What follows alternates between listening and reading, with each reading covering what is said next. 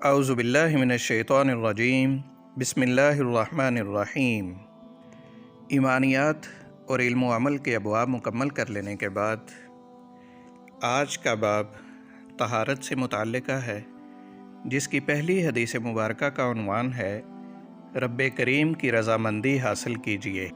سیدہ عائشہ رضی اللہ عنہا بیان کرتی ہیں کہ رسول اللہ صلی اللہ علیہ وسلم نے فرمایا، السواک مطہرۃ للفم ومرضات للرب۔ مسواک منہ کی صفائی کا آلہ ہے اور رب کریم کی رضامندی کے حصول کا ذریعہ ہے۔ سنن نسائی حدیث نمبر 5۔ نماز پڑھنے کے لیے وضو سے پہلے اگر مسواک کر لی جائے تو یہ نہ صرف مستحب ہے بلکہ بڑی فضیلت کا بھی حامل ہے۔ مسواک کرنے سے منہ کی آلائشیں وغیرہ صاف ہو جاتی ہیں اور بدبو وغیرہ ختم ہو جاتی ہے۔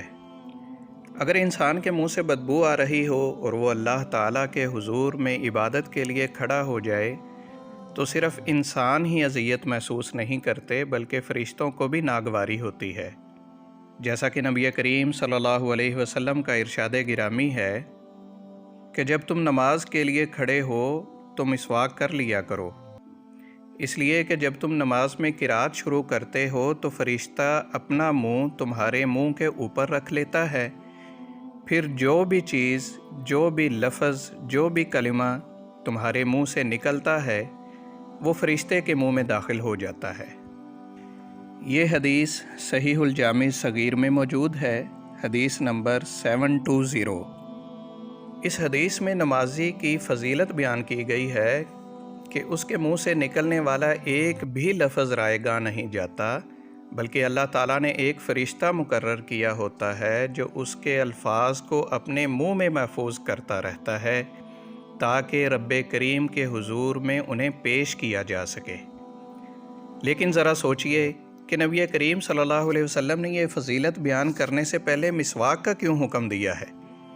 اس لیے کہ کہیں ایسا نہ ہو کہ فرشتہ نمازی کو عزت اور شرف بخشنے کے لیے اس کے منہ کے اوپر اپنا منہ رکھے، لیکن نمازی کے مسواک نہ کرنے کی وجہ سے اس کے منہ سے بدبو آ رہی ہو تو فرشتے کو کس قدر ناگواری محسوس ہوگی۔